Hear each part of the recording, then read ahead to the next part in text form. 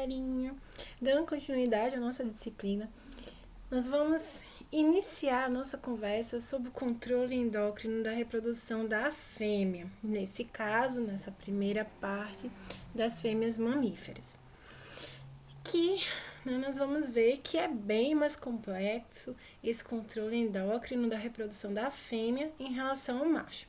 Então, nessa primeira parte dessa aula, nós vamos dar uma introdução a esse controle. Então, em relação à reprodução da fêmea, não só a produção dos gametas e o comportamento sexual vão ser mantidos por essa função hormonal, mas todo o processo reprodutivo e mamário dessa fêmea. Então, o comportamento sexual, assim como vimos no macho, também é dependente do hormônio, relacionado particularmente aos níveis de estrógeno, no caso da fêmea mamífera. Então, também a sua aceitabilidade sexual, né, ligada a esse estrógeno. Em algumas espécies, nós vamos ver que tem também interferência da progesterona, a oogênese, a foliculogênese, a ovulação, períodos de desenvolvimento de corpo lúteo. Então, essas fases ovarianas, a gente vai ver que vai ter essa ciclicidade hormonal. É isso que vai determinar a ciclicidade ovariana na fêmea.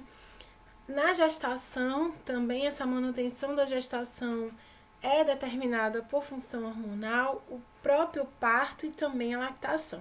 Então, nós vamos ver, né, que esse estudo da endocrinologia reprodutiva ela é muito mais complexa e ampla no caso da fêmea em relação aos machos. Então, nós não vamos aprofundar novamente, mas só lembrando que já vimos no macho que durante o desenvolvimento embrionário e desenvolvimento fetal, nós temos a diferenciação sexual dos indivíduos e elas são marcadas pelo sexo genético, gonadal e fenotípico, onde um vai interferir sobre o outro de forma que o sexo genético ele vai, ao se expressar, promover no caso da fêmea, pelo desenvolvimento da gônada como feminina, que são os ovários, e essas gônadas não têm na produção, diferente dos testículos, dos andrógenos e do fator inibidor mulleriano, né, não havendo essa síntese, vai, por sua vez, se desenvolver os ductos de Miller, que são os que deram origem, no caso da fêmea, as tubas uterinas, ao útero e parte da vagina, enquanto que o ducto de Wolff, que é desenvolvido como genitália interna do macho, ele vai regredir pela ausência do andrógeno, da testosterona. Assim como a via genital externa, né, oriunda do seio urogenital, no caso da fêmea, vai se diferenciar pela ausência da dihidrotestosterona. E além disso, pela ausência do andrógeno, o hipotálamo da fêmea, desse indivíduo em desenvolvimento pré-natal, vai se diferenciar como feminino justamente por essa ausência do andrógeno. E isso é o que vai culminar com a ciclicidade reprodutiva dessa fêmea. O controle reprodutivo, também no caso da fêmea, é um controle neuroendócrino, envolvendo desde o córtex cerebral e o eixo hipotalâmico hipofisário ovariano. De forma que os estímulos, como já comentamos para os machos, né, estímulos psíquicos, físicos, como olfato, audição, visão, eles vão amplamente interferir nesse eixo hipotalâmico hipofisário ovariano e assim culminar com respostas como o adiantamento da puberdade em virtude do estímulo nervoso sobre o eixo hipotalâmico hipofisário ovariano, a retomada precoce após um parto. Então, o estímulo também da fêmea, né, que em muitas espécies, que é chamado de efeito macho, ele causa essa estimulação do eixo hipotalâmico hipofisário ovariano, não só na fêmea, como também no macho. Então, o controle endócrino da reprodução, assim como também já comentamos para o macho, o circuito básico é o circuito hipotalâmico hipofisário ovariano, mas esses não são os únicos hormônios envolvidos, mas basicamente nós vamos ter no hipotálamo a participação dos hormônios hipotalâmicos GnRH, que é o hormônio liberador de gonadotropina, também o PIH ou dopamina, que é o hormônio inibidor da prolactina, e também o hormônio liberador de prolactina, e a ocitocina. Já na adenopófise, nós temos a participação primordial do FSH e do LH, que são hormônios liberados em secreções pulsáteis e que podem ter ações isoladas ou conjuntas, a exemplo do que ocorre na foliculogênese ou gênese, ovulação e formação do corpo lúteo. Então, a foliculogênese é o desenvolvimento do folículo, que é a estrutura onde vai ser armazenada o oócito, e esse oócito, que é o gameta feminino, também o processo de desenvolvimento, né, o processo de divisões que culminam com a formação desse oócito, é determinada por ação desses hormônios também. E a formação do corpo lúteo, que é responsável pela produção de progesterona e manutenção da gestação. Também na hipófise, nós temos a participação no controle endócrino da reprodução da fêmea mamífera, a prolactina. Então, essa prolactina, em algumas espécies, inclusive, ela está relacionada com a manutenção do corpo lúteo, com a manutenção de gestação, consequentemente, e ainda com a produção do leite. Diferenciação, desenvolvimento do tecido mamário e diferenciação das células alveolares mamárias e produção do leite. E nos ovários, por sua vez, vão ser produzidos principalmente os estrógenos e a progesterona. O estrógeno, o principal durante as fases cíclicas, é o estradiol, que é responsável pelo desenvolvimento folicular e também pelo comportamento de estro, de cio, né, das fêmeas. No caso das fêmeas que têm ciclos estrais. E a progesterona pela manutenção, produzida particularmente no corpo lúteo, pela manutenção da gestação, manifestação do estro, em algumas espécies já vai ter uma participação da progesterona, e receptividade sexual, né, que é no caso da cadela.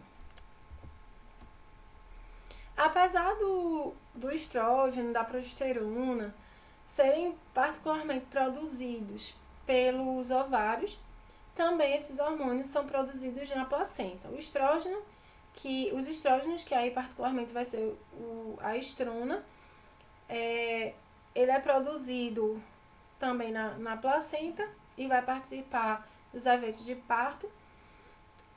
E a progesterona em algumas espécies também é produzida em grandes quantidades e participa da manutenção da gestação, no caso, a produção na placenta. Então, no ovário ainda, nós vamos ter a produção de inibina e ativina. No caso da inibina, ela vai inibir a secreção do FSH junto com o estrógeno, porque o estrógeno na fêmea, ele tem um efeito de alteração do pulso de secreção do GnRH, então ele aumenta a frequência de pulsos de secreção do GnRH e ele aumenta a frequência de pulso e diminui a amplitude do pulso do GnRH e, consequentemente, isso desvia a produção de FSH para LH, ou seja, os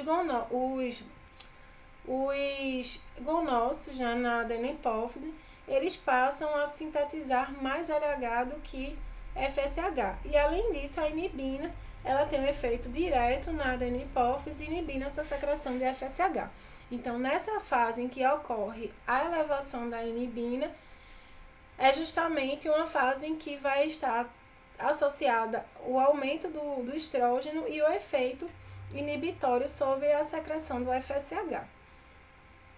Por sua vez, quando o FSH reduz a sua secreção e altera-se essa ciclicidade, a ativina é liberada e essa ativina ovariana estimula a secreção do FSH.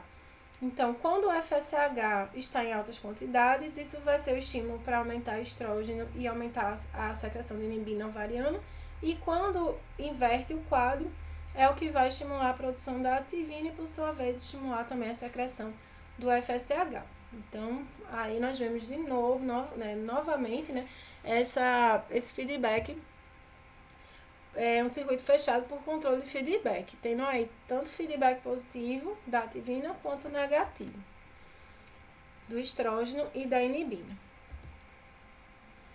Então, como já dito, toda vez que o FSH eleva seu nível, ele vai estimular a produção de estrógeno e de inibina e isso faz o feedback negativo sobre o FSH. Então, assim como o estrógeno, a inibina também é um hormônio ovariano, assim como a ativina. Então, aí a gente tem a diminuição do FSH. E o estrógeno, lembrando que quando esse estrógeno aumenta, como eu falei, ele vai causar essa inibição do FSH justamente porque ele altera o pulso de secreção do GnRH, do hormônio liberador de gonadotropinas, aumentando a síntese de secreção hipotalâmica, ou hipofisária, de LH em relação a de FSH. Então, esse controle cíclico da reprodução, ele é mantido de forma rítmica, de forma cíclica, enquanto o animal não gesta. Então, a gente vai ter a maturação sequencial, rítmica, de grupos de folículos ovarianos, que são justamente os ciclos ovarianos. Então, nós vamos ter a cada ciclo, a cada período. Então, se a gente pensar no caso de uma cabra, por volta de 17 a 21 dias, a gente tem esse grupo de folículos se desenvolvendo, sendo ovulado, virando uma estrutura de corpo lúteo, e se ela não gesta, esse corpo lúteo sofre luteólise, sofre degradação e volta-se uma nova onda de desenvolvimento folicular. Então, assim, nós temos as fases foliculares e as fases lúteas sequenciais, enquanto esse animal não cicla, e isso é possível justamente através das alterações das ondas hormonais, que são essas. Então, a gente vai ter esse controle cíclico ovariano determinado não só, mas principalmente pelo circuito correspondente ao circuito hipotalâmico hipofisário ovariano, onde, a partir do momento em que a fêmea entrou em puberdade, vai haver a dessensibilização do hipotálamo, assim como ocorre no macho, e esse hipotálamo ele passa a secretar mais GnRH. Esse GnRH, chegando à adenopófise via sistema porta, estimula a depender das ondas da frequência e da amplitude de secreção. Nesse caso específico da fêmea, maior secreção de LH ou maior secreção de FSH. Isso não quer dizer que numa fase folicular vai ter só FSH e numa fase lútea vai ser só LH. Os dois hormônios são secretados continuamente. O que vai variar é o nível de secreção. Então, na fase folicular, que é a fase inicial, a primeira fase, que é a fase de desenvolvimento dos folículos, para que ele finalmente possa ovular e possa se tornar um corpo lúteo, Então, nessa fase inicial, o pulso de secreção do GNRH, ele tem uma menor frequência e uma maior amplitude. Ou seja, ocorre uma secreção em maior volume poucas vezes. Então, isso faz com que a adenopófise sintetize e secrete mais FSH do que LH. Então, nessa fase, o FSH em maior quantidade, ele vai agir nas células da granulosa, do folículo, que nós vamos verificar posteriormente. São células mais internas. E essas células foliculares, elas transformam a testosterona produzida nas células da teca. Então, veja que as células do folículo correspondem basicamente às células do testículo. As células da teca correspondem nos testículos às células de Leydig e as células da granulosa às células de Sertoli. Então, quando o LH circulante na fase folicular em baixas concentrações, ele em menores concentrações em relação ao FSH, ele age na célula da teca, ocorre a produção da testosterona. Lembrando que ocorre o colesterol inicialmente convertido em progesterona e depois em testosterona. Então, nessa fêmea tem essa produção de testosterona, mas por ação do LH, a gente vai ter essa conversão em testosterona. Essa testosterona na célula da granulosa, por sua vez, por ação do FSH, é grandemente convertida em estrógeno porque ativa as aromatases. E aí, esse estrógeno produzido, ele vai participar junto também com o FSH da oogênese, da foliculogênese e da ovulação, no caso do LH.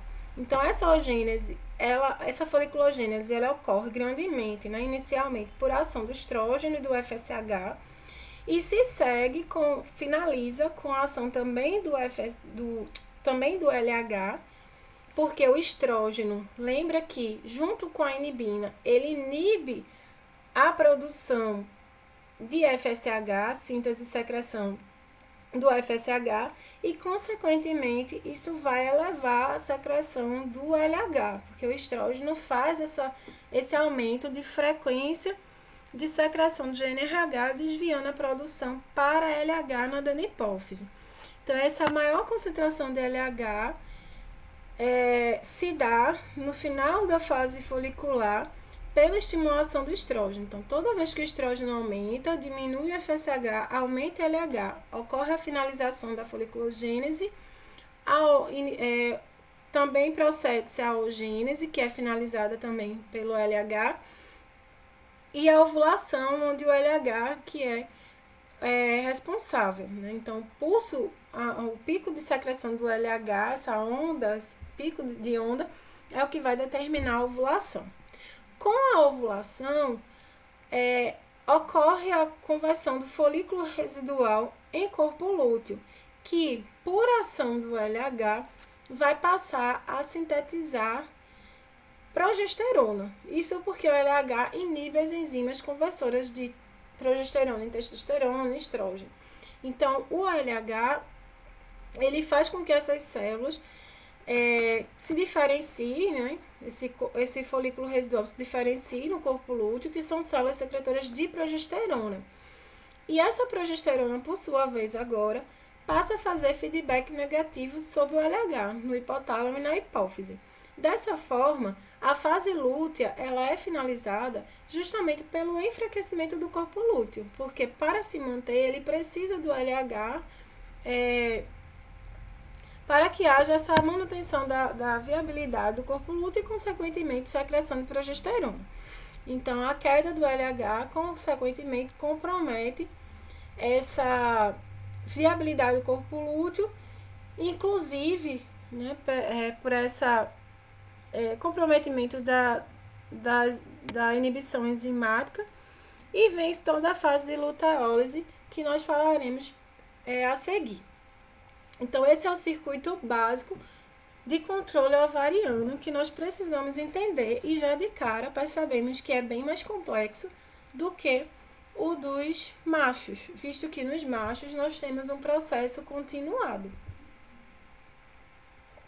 enquanto que na fêmea nós temos ciclos, 2 ciclos diferentes.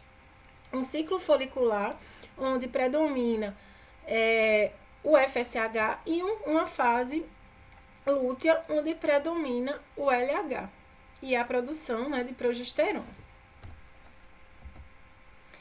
Além desses hormônios básicos, devemos lembrar também da ação da prolactina. A prolactina, né, quando em altas concentrações, assim como também ocorre no macho, em altas concentrações, como é o caso da fase de lactação,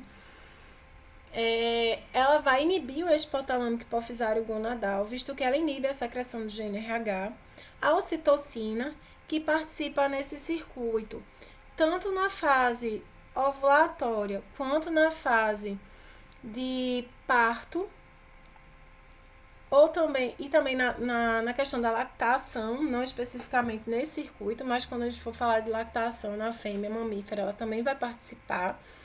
A PGF2-alfa, que é um eicosonoide, no caso da PGF2-alfa participando tanto do processo de ovulação, e no caso a formação do corpo lúteo, também a gente vai falar da PGE, e a relaxina, que participa bastante na questão do parto, além de outros eventos reprodutivos. Então, assim como no macho, a puberdade da fêmea, ela ocorre pela dessensibilização hipotalâmica, nesse caso, ao estrógeno.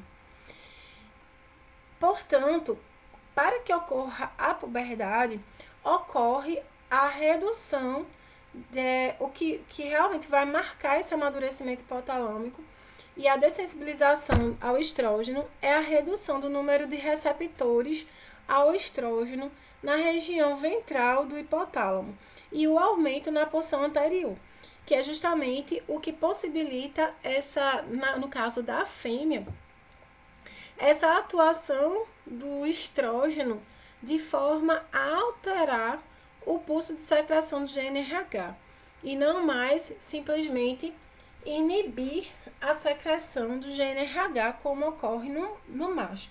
Então, essa redução de receptores de estrógeno hipotalâmico na região ventral dessensibiliza esse hipotálamo a sofrer esse feedback negativo causado pelo estrógeno, e esse aumento de receptores na região anterior é o que vai permitir que esse estrógeno aumente a frequência de pulsos de secreção e diminua a amplitude, direcionando a secreção da adenopófise de FSH para LH. Então, a partir do momento em que a puberdade ocorre, essa dessensibilização do hipotálamo ao estrógeno vai estar acontecendo, né? Ela que vai determinar essa puberdade. E isso faz com que mais estrógeno seja necessário para sensibilizar a região ventral. E o estrógeno que chega a esse hipotálamo é capaz ainda de alterar esse pulso de secreção de FSH para LH quando em concentrações elevadas.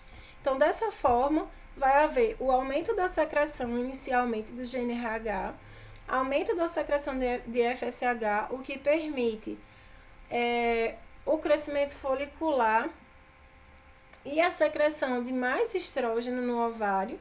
Então, na fase folicular, a gente tem justamente esses níveis de estrógeno baixos, a alta secreção de GnRH, a alta secreção de FSH, consequentemente, porque o estrógeno está baixo, e apenas pela ação do FSH que vai ocorrer esse maior desenvolvimento folicular e diferenciação das células produtoras de estrógeno no ovário, que são as células da granulosa, é que vamos ter, com o aumento do estrógeno, essa alteração do pulso de secreção do GnRH, direcionando agora para LH. Então, veja que é um evento cíclico que se inicia com a puberdade, mantendo sempre essa ciclicidade, de forma a ter uma fase com menor concentração de estrógeno, onde a secreção de GNRH direciona a síntese e secreção para FSH, e uma fase com mais estrógeno, que altera o pulso de secreção de GNRH e direciona a síntese e secreção para LH na adenohipófise.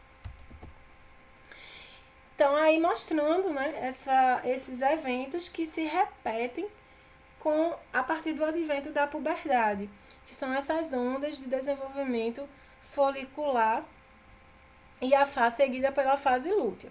Então, sempre, a partir do momento em que ocorreu a dessensibilização hipotalâmica ao estrógeno, enquanto esse estrógeno está em baixas concentrações, ocorre o aumento dos níveis de FSH, porque temos que lembrar que o pulso de secreção de GNRH, nesse momento em que o estrógeno está abaixo, ele se mantém, né? O caso do GNRH, ele se mantém com pulsos de secreção, com alta frequência, com baixa frequência e alta amplitude,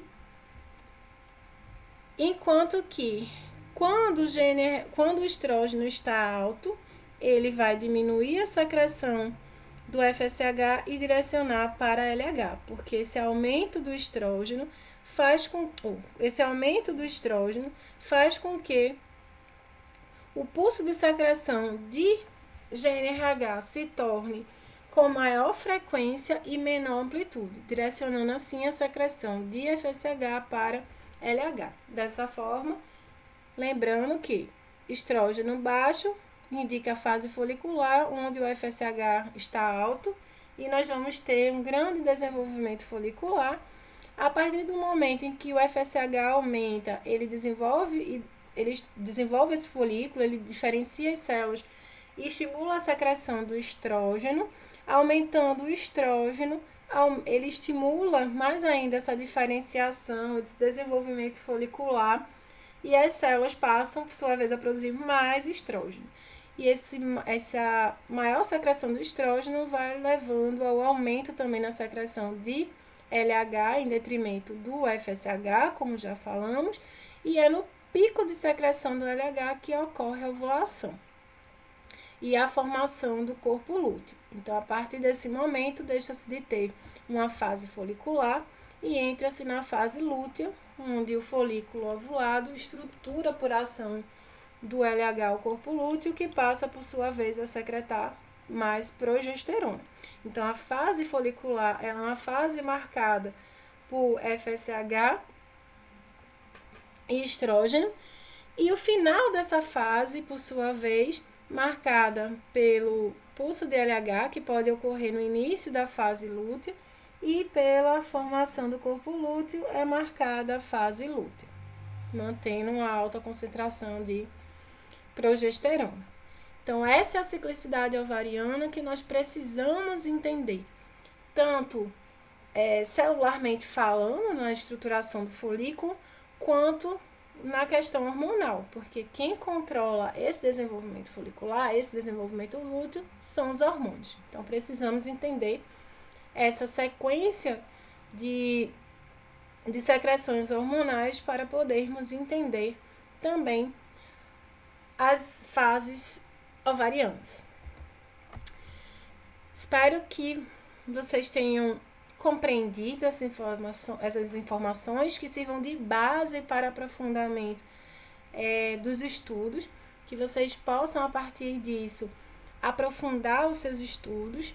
E mais uma vez lembrando que as imagens utilizadas nessas aulas, quando não de fontes pessoais, foram obtidas do Google Imagem, não sendo permitido gravar, salvar, compartilhar essas aulas.